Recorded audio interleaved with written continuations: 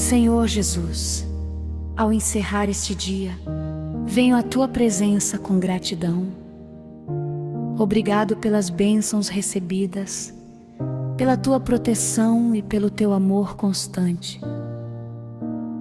Perdoa minhas falhas e purifica meu coração. Entrego a Ti minhas preocupações e ansiedades, confiando em Tua providência. Guarda minha família e meus amigos nesta noite. Que Teu Espírito Santo nos cubra com paz e segurança enquanto descansamos.